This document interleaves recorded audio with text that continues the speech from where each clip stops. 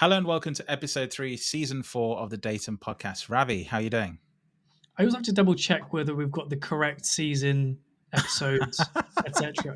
Because I'm never quite sure exactly where we're up to, and I think both of us have to check before we get into it. Right. I use the website just so everyone knows. I have to actually check because I've been getting it wrong pretty much every episode since the start of this podcast. So yeah, maybe we can get an episode of just your intros. Just fuck. That's more work. Yeah, true. I'll give it to you. You can edit it. Touche. Well, given how bad I've been at my one job in this podcast, which is scheduling, I wouldn't put too much stock into that for now. Right. But yeah, how have you been? What's new?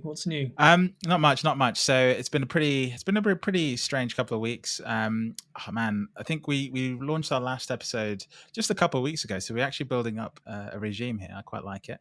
Consistency. And I had quite a few discussions about NFTs. Snowflake's obviously something that I'm exploring a lot. And deaggregators didn't come up too much after the episode. So yeah, I think Snowflake and NFTs were the sort of the big topics from the last episode that I've been talking to with a lot of people. Yeah, and the UK is opening up now. So as of today, pubs are open. You can have a drink outside. I think I saw some weird viral pictures of people in dressing gowns having a beer. I think there was one pub in London that was open at midnight. Right. For people to get the first one in. But yeah, things are slowly getting back to normal. I'm actually going to the office in 2 weeks. Risky. Yeah, risky business. Going up to Manchester for 3 days in a couple of weeks. So yeah, I think things are slowly. We're getting there slowly. Good work. But yeah. Today, what's on the agenda? Yeah. So speaking of consistency, I think we were talking just before we started.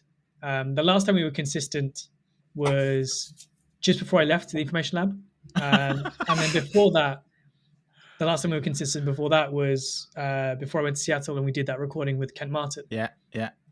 After which he then left Tableau.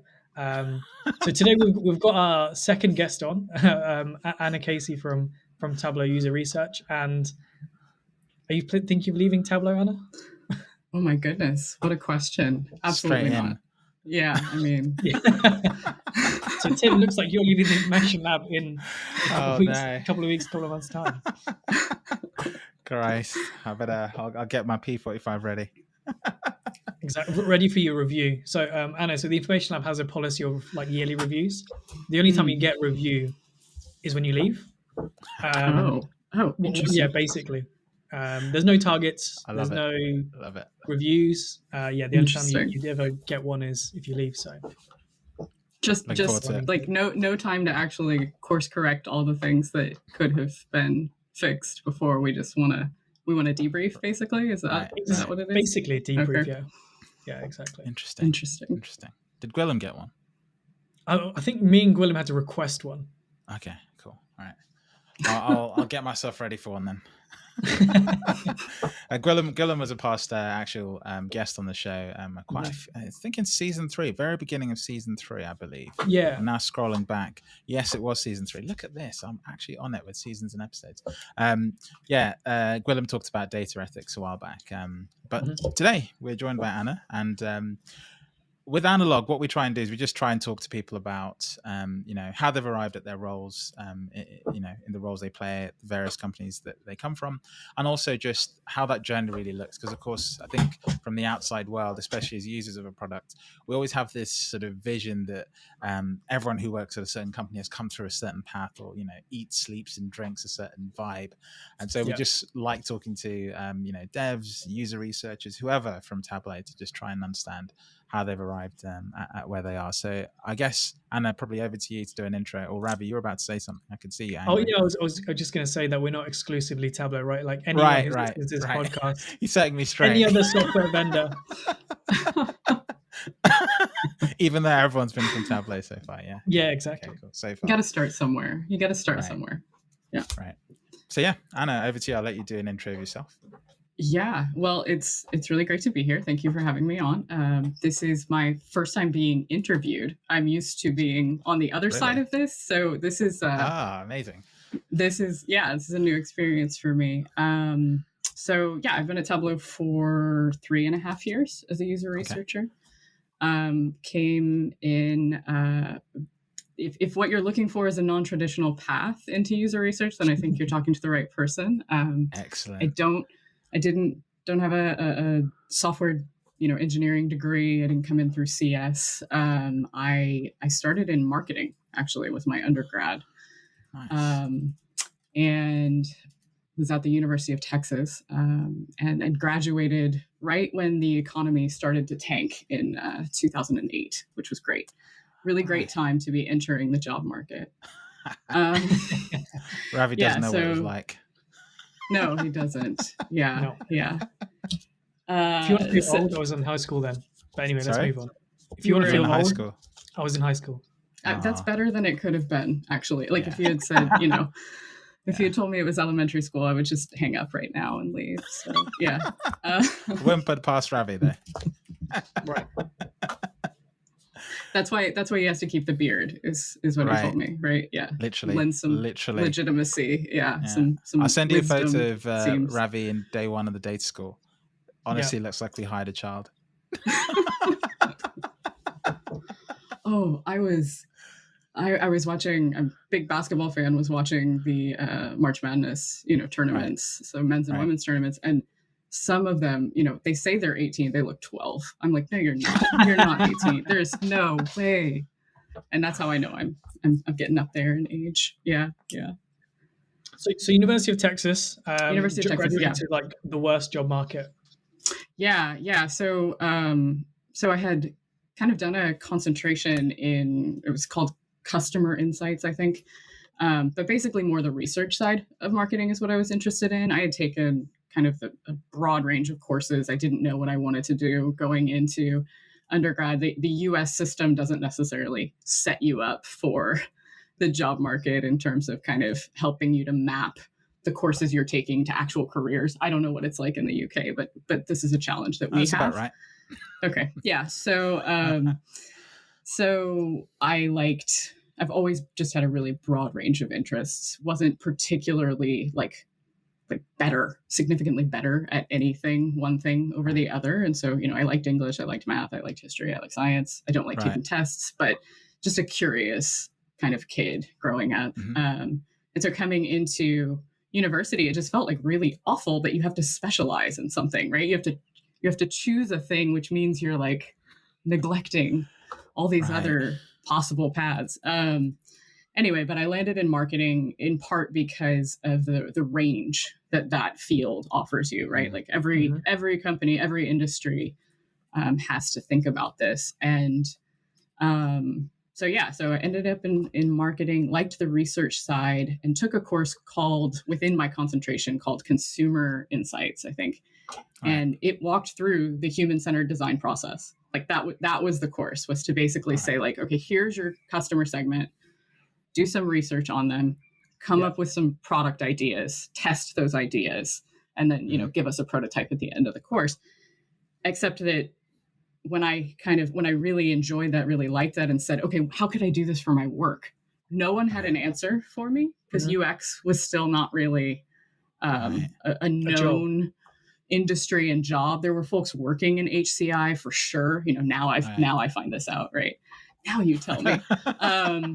But most of the people that I had asked, how do I get into that? How do I get into that kind of product development? They'd say, well, you could do engineering, right? You could be a mechanical engineer, a chemical engineer, a software engineer. And it was like, I don't know that that's what I actually want to do. What I want to do is to be part of that process of doing the investigation of what do we build and how do we build it? Not just like being the builder. Yeah, interesting. I think that's something that you're quite into, right, Tim? Like I think we've talked about, was it the design of everyday things before? Yeah. I think that's a book that you recommended. Yeah, exactly. That's a great book. Small details. So much of it you just take for granted. It's one of those things. Well, I can't remember who said this, but there's an expert for everything, and I never really sort of appreciated.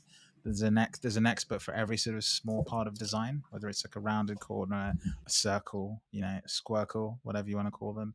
Like there's someone who's an expert at literally everything, so that's where that sort of book took me down. But anyway, back to you, Anna. Yeah. So, and that is a great book that I didn't discover until graduate school. But that was really what I wanted to be a part of, was that process of, and it was just so logical, right? If you're going to build things for people, you should probably include them in that process. Seems like just revolutionary idea, but in some ways it is, so. And people are still trying to figure out, companies are still trying to figure out how to do that really, really well. So I entered this not great job market and didn't have a lot of direction in terms of how to get into that. So I bopped around, did a few jobs, and landed in a role as a project and event manager for about just over 5 years. Nice. And so I was actually doing more kind of designing of, physical experiences and processes at a property management company, and managing and overseeing a conference center that could house like 6,000, I think was the capacity for that. But again, sort of taking what I had learned in school, I used that process in my process as a project manager and as an event manager. And so I had to do things like redesign all of our signage on the property. And so I'd talk to the delivery drivers and all of the tenants that we had, and, to try to understand, like, okay, what's not getting where it needs to go. Yeah. And then thinking through the flow for all of the event attendees, right? What if they come in this entrance or this entrance? How do we get them to that conference center? Because it was a big property. It was about 40 acres with 8 buildings. And so you can get lost. So I did that for that amount of time, and I eventually got to this place where the work that I was doing was no longer really that challenging. I had built out my process. It was a well-oiled machine. The events, it was very easy to say, okay, like someone comes to me, they want to do an event, we do boom, boom, boom, boom, boom, go through this checklist and this process. And so I wasn't being quite challenged the way that I needed to be and wanted to be in my work. And so I started kind of looking around, like, okay, what is it that I actually want to do? And can I get back to some of the things that really I was passionate about in school? And I think that those years were invaluable, because you do learn a lot about the ways that you work and the kind of work flows that you like and the kind of work, that you don't like. Yeah. So that was really helpful and informative. But then I had taken a trip up to Seattle. It just so happened. And I had a friend who had gone back to grad school. He's a couple of years older than me, had quit his job and wanted to switch careers. And I was surprised by that, because he was pretty successful in what he was doing before. And so he started talking to me about this program at the University of Washington, UW. And so it was human-centered. No, there's 2 programs: human-centered design and engineering, and human-computer interaction and design. And they're both, yes, it's very confusing. So HCDE and HCID. Yes. That's one acronym. It's I wish that they were a little more easily differentiated, and at the same time, the programs are very, they're similar. They have a different approach. HCID is more studio focused, and the cohort is smaller, and it's a 1-year program. And HCDE is more kind of that your traditional academic kind of program, and takes 2 years. Anyway, so he kind of talked to me about this program he was in the field of user experience, and everything kind of, clicked. It was like, that's what I wanted to do. That's the thing. And then the moment of like, well, now how do I convince them to let me in? Right. Because I've been out of school for a while. I don't have a research background or a design background or an engineering background that really gets you into those programs a little more easily. So I started to investigate, okay, like, what is it going to take to get into a program like this? And what are the other programs in the country that I might have, more opportunity to get into? So there are a few other programs in the US, and probably more than even I'm aware of now that have kind of sprung up. But the ones that I was pointed to were CMU, Carnegie Mellon University, which has probably got the like kind of most developed and longest history in this area.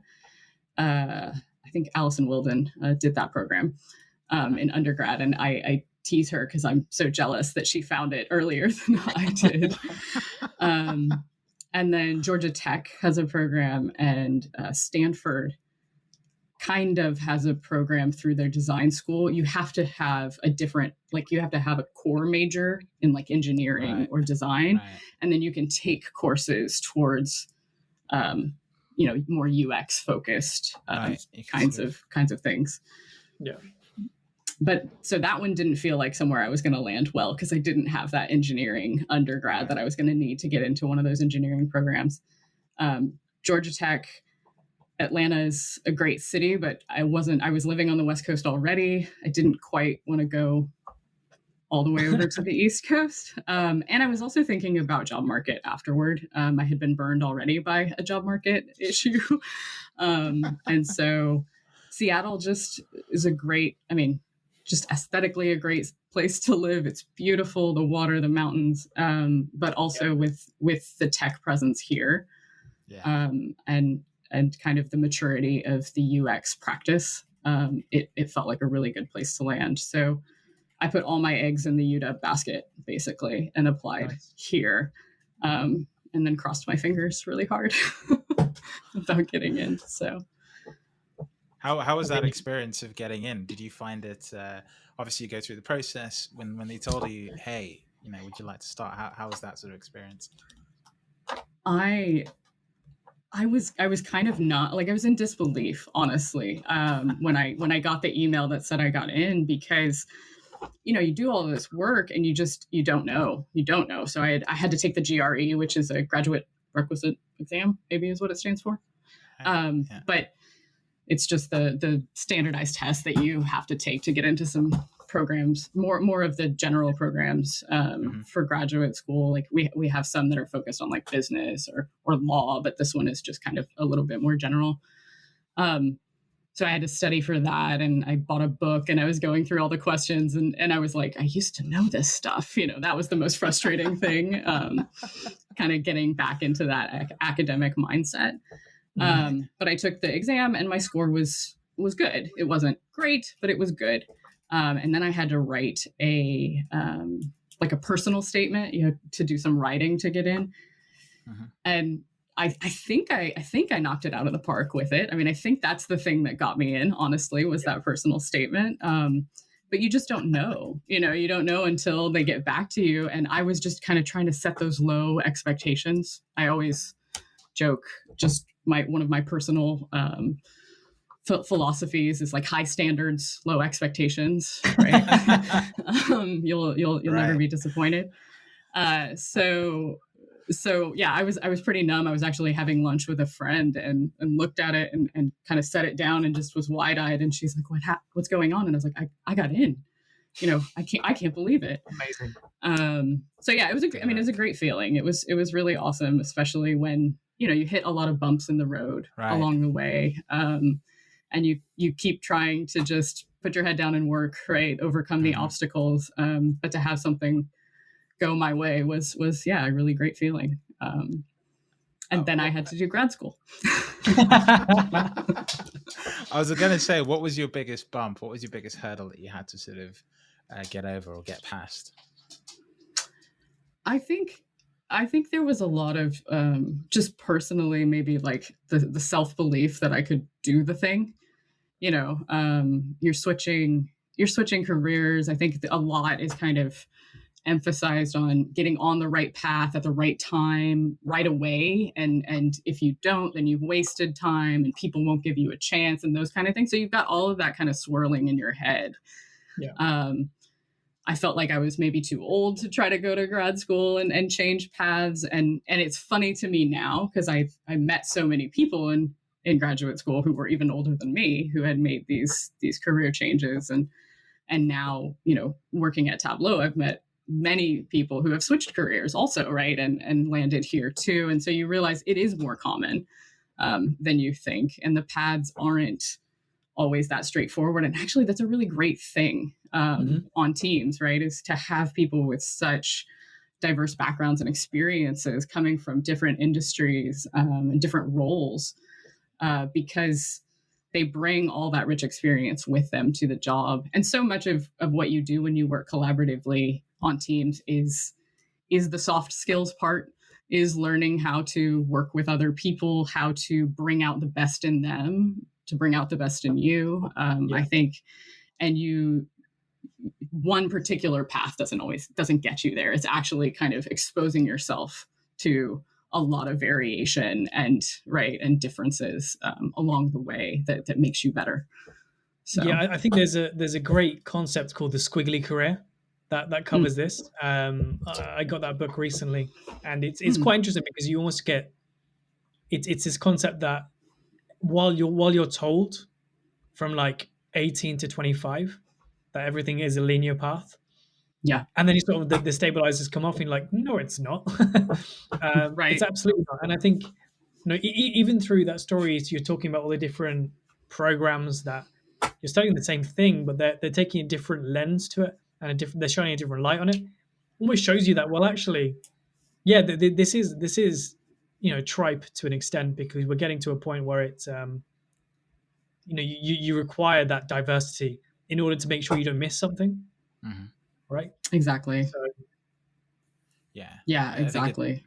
It's a common theme, especially as there are lots of roles in the world today that didn't exist 5-6 years ago. So naturally, the only way to form any sort of concept of what skills those roles require is to mix and match lots of different sort of backgrounds, and that naturally requires people to have lots of different paths to the same thing, right? Yeah, totally. I was actually just this weekend asked a question by she's 18 years old, trying to decide where to go to school and what path to take, asking me questions about, do I follow my passion? Like, how should I work in something that I'm passionate about, or what should I do? And someone else had kind of addressed the part about things that you're passionate about, and definitely doing that, and that's really what makes your career fulfilling.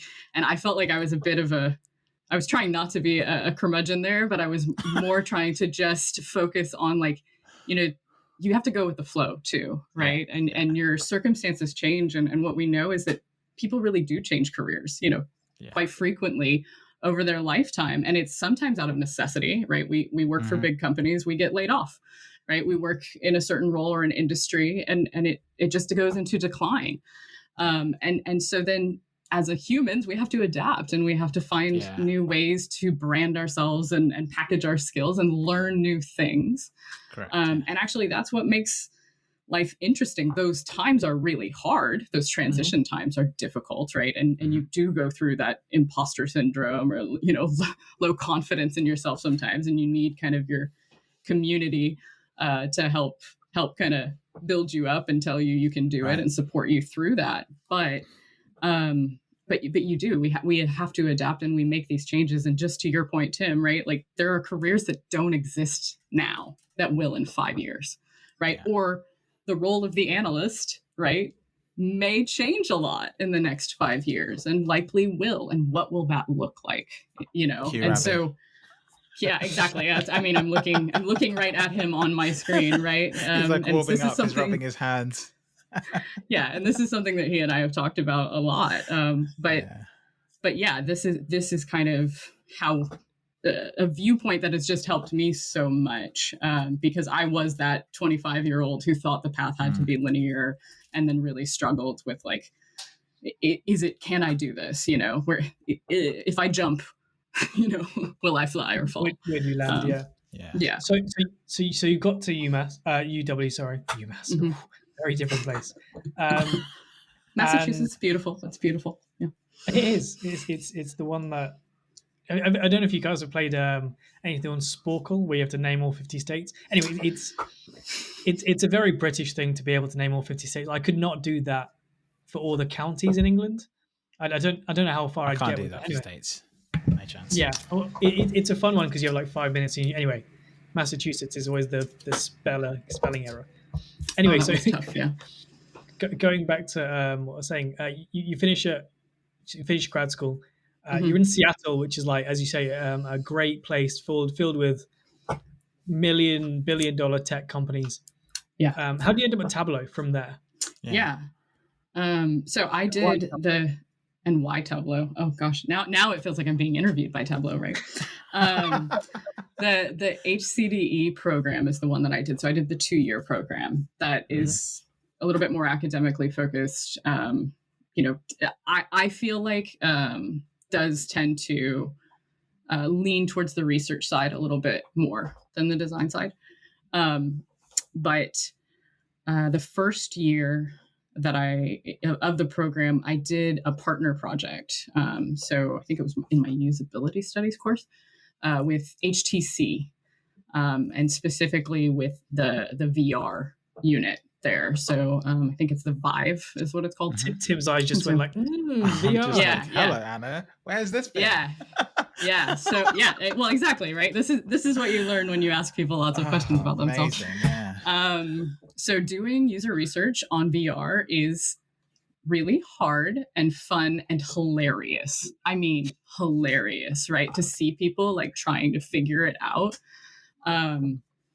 It was really fun and really enjoyable and a great, in a class project, I guess. But we had to, help them do research on, I think it was a menu navigation, like for the new Vive store.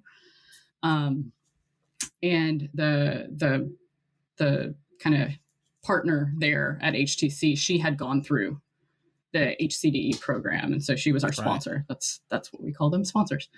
And I just kind of established a relationship with her. She really kind of took a mentorship, role with me. And I've always been bad at being the person to like reach out and be like, hey, like, how do you ask for a mentor? Honestly, that's kind of one of those things that I've always wondered. You like just walk up to someone and be like, hey, will you mentor me? It doesn't really work like that. It feels a little bit awkward, but Angela was awesome and just kind of took me under her wing and decided she was going to help me find an internship and tried to get me an internship at HTC, and it didn't pan out.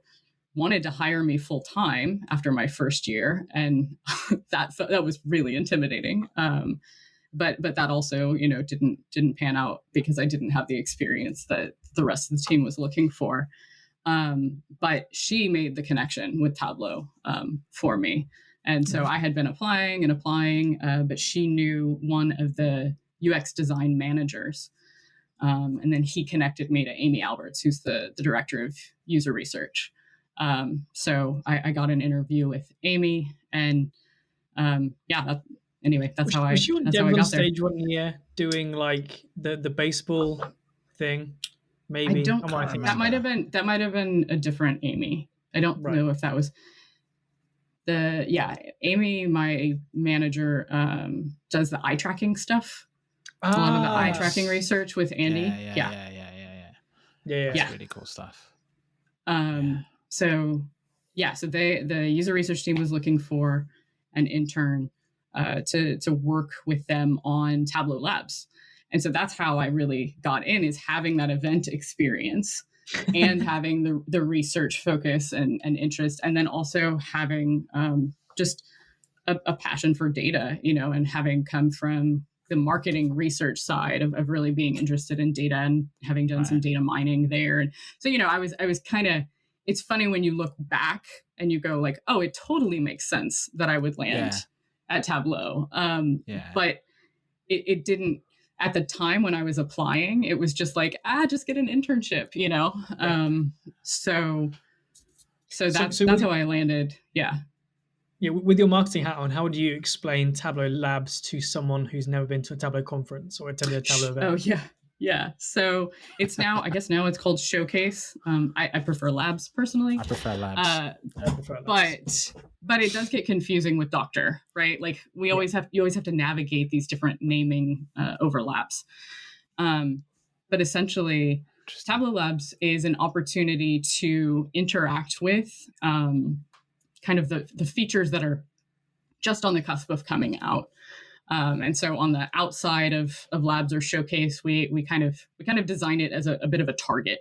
So your outer ring is usually the stuff that's just been released in either beta or in the most recent, release. So if we were to have one right now, that outer ring would be, the 21.1 stuff that just came out, right? And you'd get to get hands-on with it. You'd get to be able to ask some devs, questions about it. Will it work for this use case or that use case, right?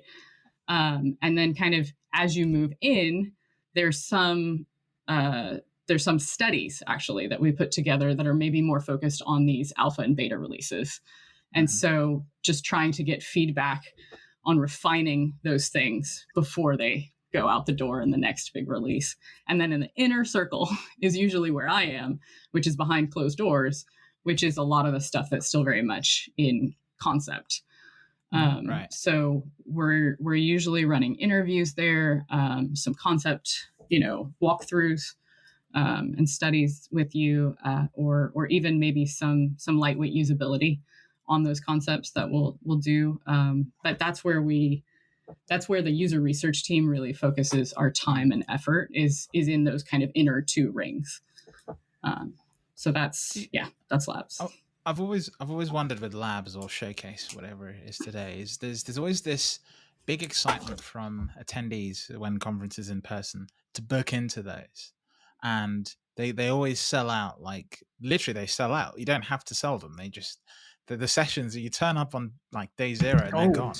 Yeah, gold. So the way Ravi and I in the past have worked is we just get to know devs and we just park ourselves outside of the showcase area, and when there's a cancellation or something, we just rock in and we just take whatever's going at that moment in time. Or like steal a dev on a break. Right, exactly. Yeah. So I've always wondered, like from the perspective of Tableau, like is this your sort of yearly opportunity to talk to customers in that sort of capacity? And likewise, do you sort of find this friction where people like myself and Ravi who are passionate about seeing what's new kind of rub up against this sort of challenge you've got of trying to gauge people's sort of perception of what they think about the true user versus the power user? Right, exactly. Yeah. You've got this opportunity with 10 to 15,000 people, and you really almost want to say, Ravi and Tim, you guys talk to us all. Yeah, just go away. Like, yeah, exactly. And like, but we're the ones who book out the sessions. Like as soon as they're out, exactly. We know what's going on. Right? Like, we've taken it wall to wall. But in reality, you actually want to listen to Joe Bloggs, and Jane Doe, who are the everyday user, and to try and gauge what is the average user doing today with Tableau, and what are their bugbears. Yeah. So I think one assumption that I'm hearing you make is that attendees of the Tableau conference are your everyday user. And I would say that it's weighted heavily towards the power user. Right. So interesting. So or the brand new, right? Like your company is just rolling out with Tableau and wants to send people for training and to understand. And so you kind of have this like, right? Like this like bimodal distribution of like I want the people in the middle, and they don't necessarily exist there. They're usually the really enthusiastic customers, which is awesome, but it does become challenging for the kind of, you have to know that about your sample, and we have to do a decent amount of explaining that to the feature teams to say these are people who are really, really hyped up about the product, and that's really awesome, and that's really inspiring to us in development to remember that we have people who love the product, but also, it's challenging from my perspective because I always want you to tell me what's wrong with the thing. Like that's what I'm trying to get at. I'm trying to get you to be critical, usually to say tell me what's not working about this for you, rather than you just telling me how great Tableau is, because yes, it's great, but my job is to make it better, right? And my job is to understand the needs that you have, right? What's working for you, and then, but also what's not working for you. What's causing you friction in your workflow? What are your pain points? What's blocking you from getting to those more advanced scenarios that are really where we're going, but we can't get there yet. So that is a challenge at labs. And I think, and that's the challenge of kind of figuring out what to take to labs too, because we have a lot internally. We have a lot of interest of feature teams wanting to go and wanting to run studies. And so a lot of it is kind of making a call on what's appropriate to go there. Will you find the users there that you're actually needing to talk to?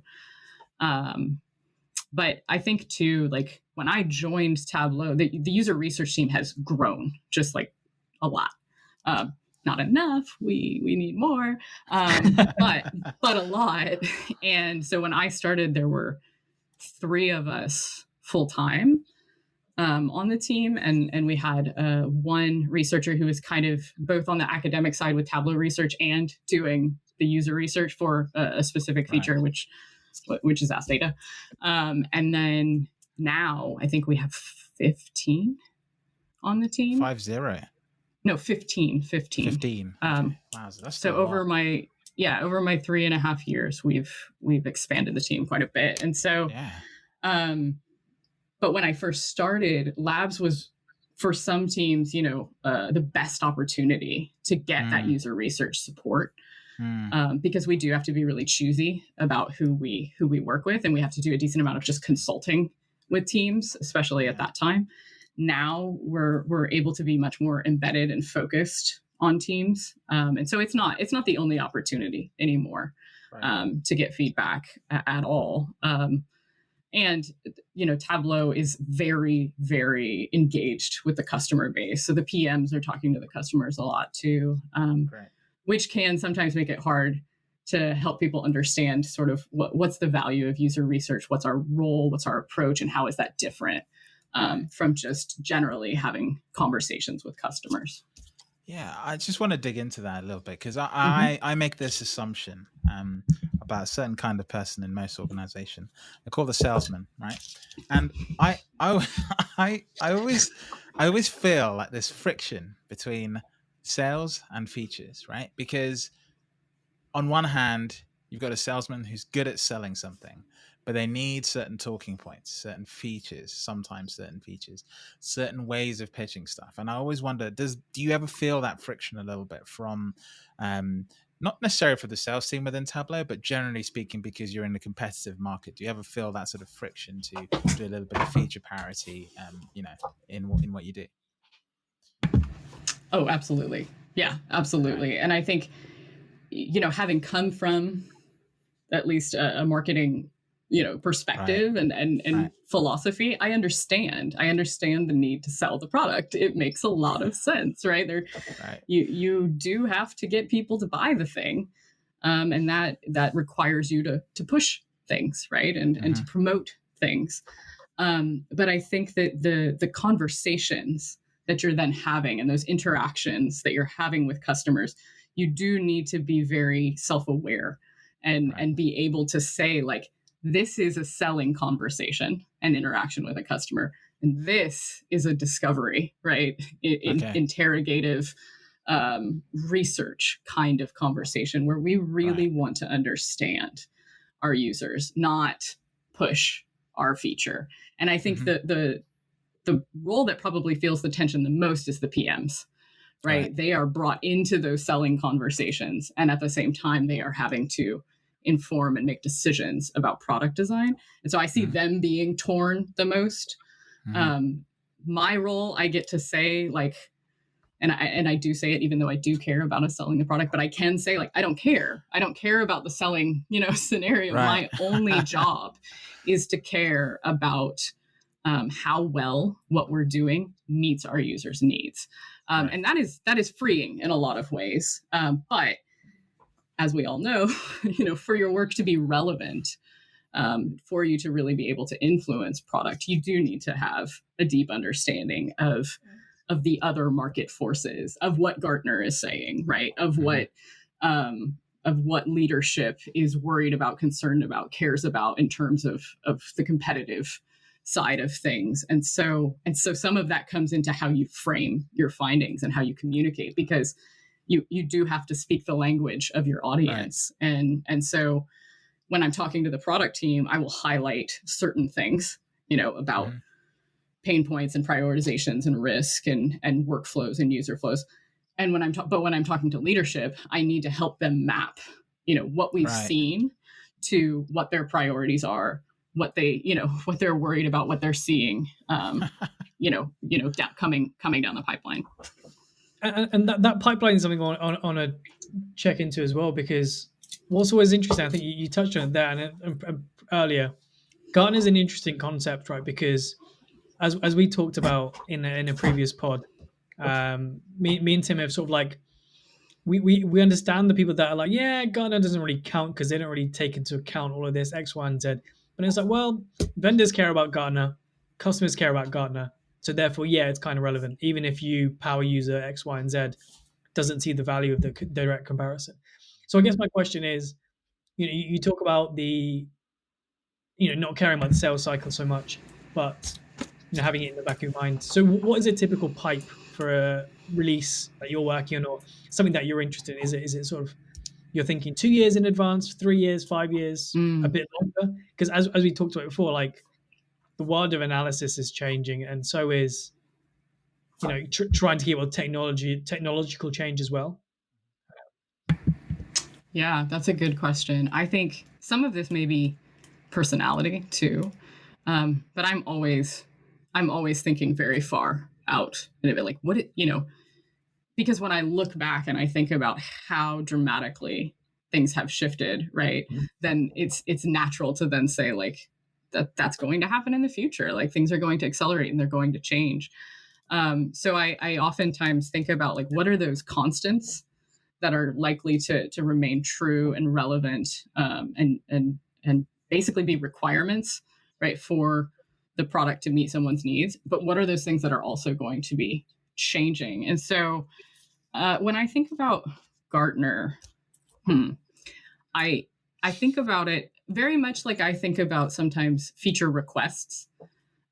They're signals. They're signals to me, right? Like, I don't mean to say that I ignore feature requests, but it's a signal of what, right? Of, okay, Gartner is saying something about advanced analytics, augmented analytics, business science, right? That's a signal to me, but that doesn't tell me how we need to get there, right? How it needs to work, all of that is stuff that we have to figure out and we have to dig into. And specifically related to kind of augmented features, AI, ML, whatever, that has now become a overused, I think, descriptor. But for those things, it's clear that people want their workflows to be quicker, right? They want it faster. They want help from systems, right? They want automation.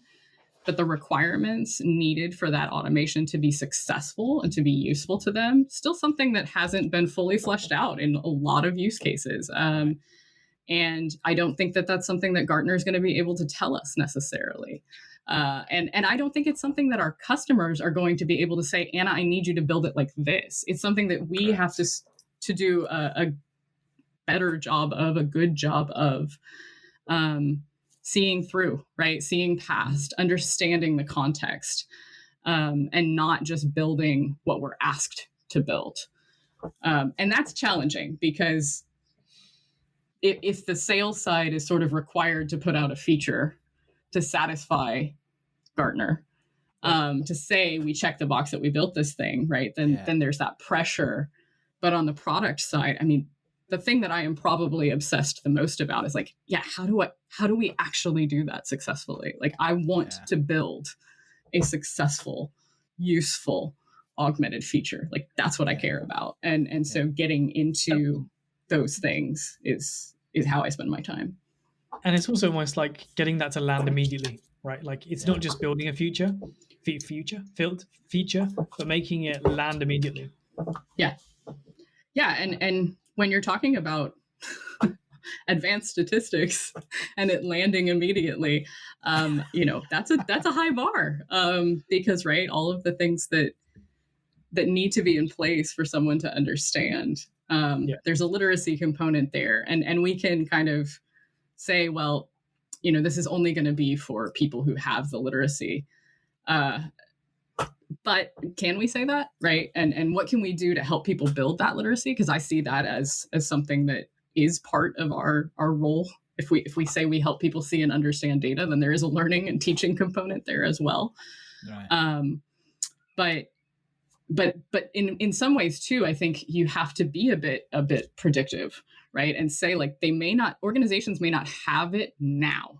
They may not have the literacy now to ask for these things or to understand these flows, but in 5 years, will they? Because of all the efforts that they're putting forth towards that. I think that, being it's the concept of being at the bus stops where when the bus eventually arrives, you're ready to go. I think when you're talking, the thing I had in my mind about the biggest changes we've had in the last decade, last 5 years almost, is 5 years ago, I can honestly say I didn't really spend that much time browsing the internet on my phone. Whereas now, even with the laptop in front of me, I'll reach to my phone to Google something, right? Like, yep. And adopters in the early 2010s who were designing mobile websites almost seemed weird. Like, why are you focusing on that? Because most of your users aren't there. It's like, not yet. But when they get there, I want to be the person that's ready, not trying to find a mobile web developer. Right. Right. And the second thing I wanted to pick up on there was you talk about Gartner as a signal, whereas me and Tim set the Tableau conference keynotes, almost not listening to what's being said, but trying to find signals within that. So it's quite like we're almost 1 step removed from you guys listening for signals, and then we're listening for signals from what you've come from. Yeah. And one of the subtle changes I noticed, I think it must have been 3 years ago, was the emphasis and the slight glow of we help people see and understand data, moved from see and understand data to people. And that was almost not insignificant change. It's like, well, actually, we're now focusing on the people. And we're not telling you that, but if you're watching and you can see that, and then if you bear that in mind over the last 3 years of augmented analytics, right? The direction of travel we're going with analysis, it's again spotting those things that they're not explicitly saying. I mean, we did this for the most recent keynote, right, Tim? Like having a chat where we're not watching it, but we're talking about live stream. We're not ad-libbing again. It's fascinating because people like Ravi and I then try and listen for your responses to those echo calls. It's a bit like you're in the forest shouting and you hear something and then someone shouts back, and Ravi and I sat in between, trying to get things. One thought I had in my mind actually is it strikes me that two things. Process seems like a really important part of your role in terms of I guess being a steward of an idea to this creation, right? And the first question I was going to ask, I'll tell you both questions and you can answer them whichever order. The first question I was going to ask is, how often does that get in the way, or does it, if that makes sense, right? How often is it possible that you can see something really clearly that you know how to execute, that actually the process starts to become what slows it down, right? And then the second question is actually more about sort of your customers in the sense that, I'm a consultant, so I'm sort of sitting here listening to you talk about how you get from this idea to creation. And I think, man, we dashboard builders have so far to go. We start at the end of the process with dashboards, and then we try and figure ourselves back to the beginning. So we'll build something, it'll get trashed, and then we'll go, wait, maybe we should have talked to people before we built this. And then it goes all the way back. So you're laughing because it's true.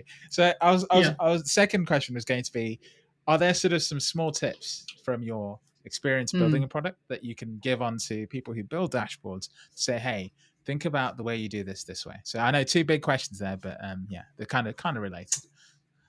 Yeah. So I have a question back at you. When you're talking about process, yes. What do you mean by the process? Like the whole software development lifecycle?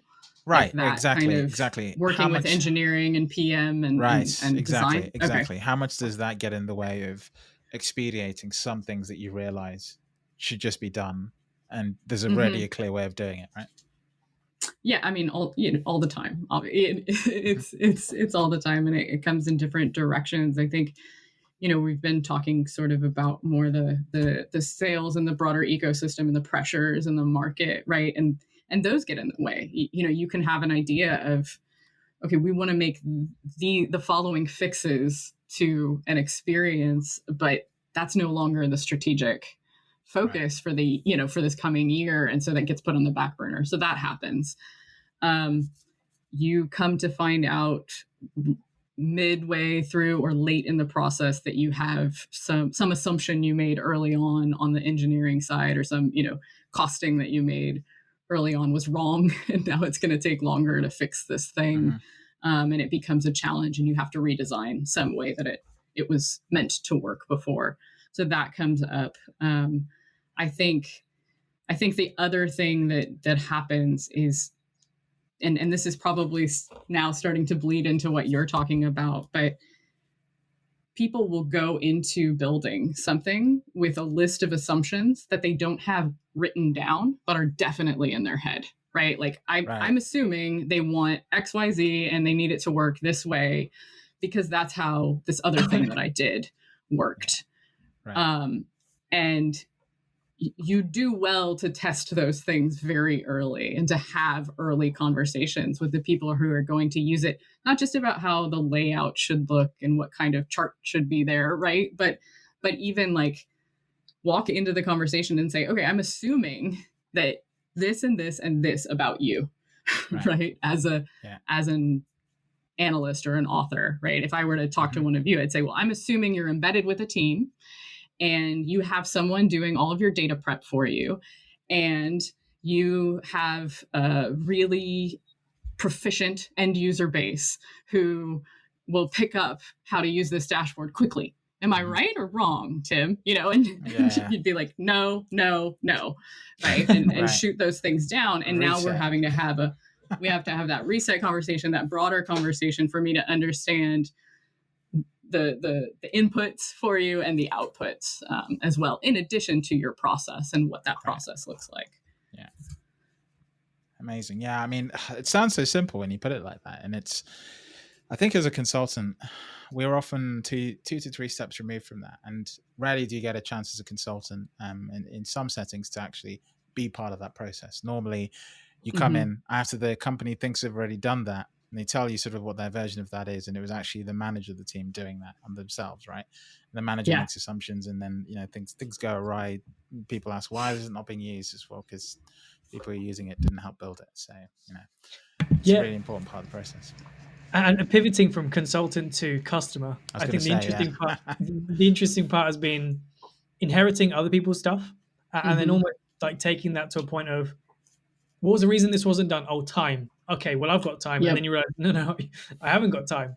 And then you come up with this concept that everyone who tries to do something is usually ideas and questions rich, but time poor. Right. And because they don't have the technical skills to get from A to B, where what would be is their vision, they end up with like this weird halfway house, which is neither here nor there. And then that sort of dashboard or tool goes to die in the graveyard of projects that were started and never really quite finished, right? I'm enjoying this conversation. I'm enjoying this conversation for two reasons. A, because we're sort of talking about the development of analysis, and three, we're really dancing around the topic of dashboardless. God. Exactly, and we're already an hour in, Ravi. Come on, we don't have 3 hours here. But exactly that. Like, it's such a broad topic about, we're trying to understand users. And I think I've reached out to you, Anna, before, like we had a session of how do I actually engage with the user? How do I actually speak to a user about, I want to now interview my end users about my dashboards and be like, talk me through how you use this, like talk out loud, click on these things and dig into those concepts. Yeah. One thought that I had there too was just thinking about user research and how, again, like as the builder of the thing, right? You're an analyst, or an author. You're a PM. You're building, kind of shepherding the execution of this thing through. You are time poor, right? Like you have the things that you really have to dedicate your time to. Having a user researcher or having a user research lens to think about the end to end, really, to help you set that context, to elevate your thinking outside of just this one problem that you're trying to solve. I have to build this one dashboard, right?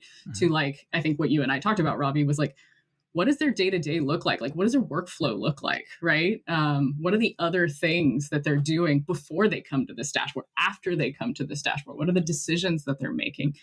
And so when I came to Tableau, there weren't that many user researchers. That was challenging for me as brand new to the role. But what it allowed me to be involved in was features all across the product, right? And to start to establish my own understanding and perspective of that high level, like what do authors do, right? Yeah. And what can we say and understand about them, and what questions do we need to be asking that are going to start to branch their experience, right? So that some of the things I mentioned, right? Like how clean is the data that they're working with? Do they have the support of a data engineer or a data prepper or a curator, right? Or are they having to do all that work themselves? And then on their end user side, how much education and promotion, right, of data in their organization do they have to do? Is that a big piece of their work, or do they just build dashboards, right? And most of the time the answer to that is no. There's some other things going on. There's something else that's relevant to their role that's going to color and contextualize the work that you're focused on and learning about. And so I think user research can be really, really helpful there, and can also help you to start to find those signals of where is the market going? Where do people want to be? And then bring that back to the teams to start to think creatively about how we help people get there and what are the requirements to get there. Right. Yeah, it's awesome. Like, just listen to you talk. I mean, you think about this in a much more, I think your practice thinks about this in a much more structured way that I think fundamentally allows you to do one thing, which is often quite hard in terms of analytical dashboards and just analytical work, which is the lineage of a concept. Because you, as a user researcher, start that journey and you take care at each step. The lineage of thought is actually almost very transparent in the product itself, right? The product will have assumptions in there. It will have a certain design. It will have a certain purpose. We're trying to meet certain aims, and you can quite confidently say at the end of it, when it doesn't do something, we weren't intending to do that. That wasn't our goal, right? And I think often too much in analytics, the opposite is true. We're trying to do everything. The lineage of something involves too many or too few people, but never sort of the right people, right? and that monumentally increases the margin of error, right? Like the more you either take on or the more you distribute, and it's the hardest thing is finding that sweet spot, right? And exactly, and does it even exist? 100%. Yeah, and 100%. One of the things you've made me think about that I think about a lot in my role that applies then to data just more broadly is bias, right? Is cognitive bias and how that impacts this whole process, all of, and just humans, right? Understanding humans and cognitive biases. But our role is to really address those things in our process, right? And we apply some scientific rigor to how we go about this process of discovery and understanding and learning to try to control for bias in the sample, right? Who we talk to, bias in the way that we ask questions. Are they leading, right? We're concerned about that. I want bias in acknowledging the fact that because I'm the one who built the thing, you're going to be afraid of hurting my feelings. And so I need to establish kind of a safe space there for you to tell me whether this thing is okay. I don't know how many times I've gone through a session where the person spent 35 minutes, 40 minutes, not understanding a damn thing that I put in front of them. And at the end, telling me how great the work that I'm doing, this thing is so great and it's going to help people and Tableau is awesome. And I'm like, you didn't understand any of it, so clearly we've got a lot of work to do, right? But people, that's part of understanding human behavior and interaction and bias. And then on the end, right?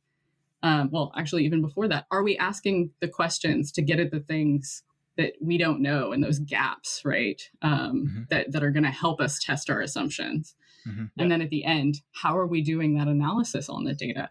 And it's not that there isn't bias at the end of it, right? It's just being able to give that context that tells you exactly how it's been biased and say, we talked to these people and we asked these questions and we were focused on these things. And here's what it tells you and here's what it doesn't. And that's so very similar to what you have to do in setting context around dashboards and the analysis that you've done, right? And whether you are communicating that in a report, right? If it's a journalistic article, if it's a dashboard that's interactive, if it's a data set that's been curated and you're handing over to someone and they're setting that context, letting people know how it's been processed and how that might, impact the takeaways that you can make from this analysis, from this data, is super important. But yeah, we think about that a lot.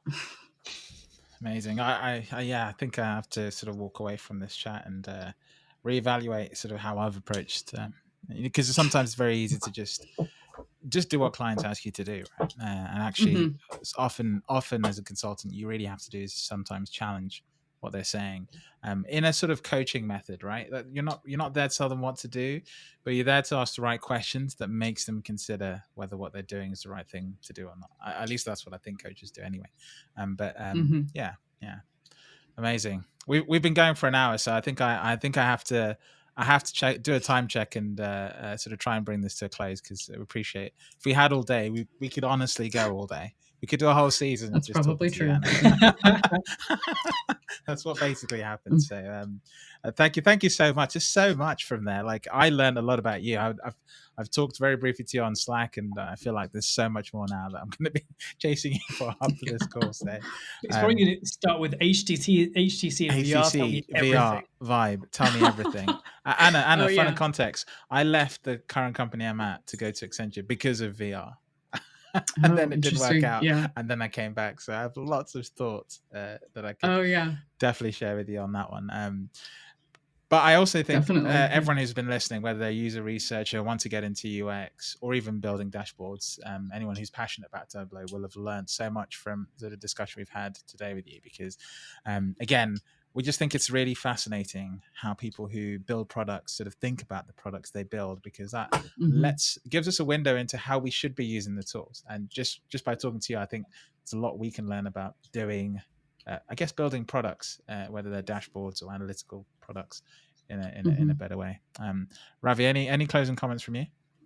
No, it's been awesome. It's been amazing. I always enjoy our chats, Anna. I think the sort of it came off the back of maybe an Ask Data Explain Data session that we had maybe a year or so ago, that we ended up with kindred spirits, and a lot of conversations around the future of analysis, dashboarding, and sports, which is always a nice thing sports. Yeah, that's the thing we didn't talk about at all that we could spend a really long time. And this whole time you had the NBA scorers thing in the background. I kept meaning to actually talk about that. I take full credit for that. I take full credit for Anna's impulse purchase of that particular thing.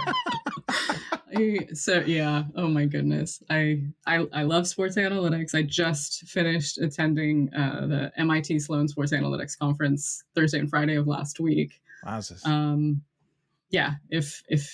If you ever want to do a podcast nerding out on that, then I'm happy to come back. I'm happy to come back anytime, but that would be a fun one.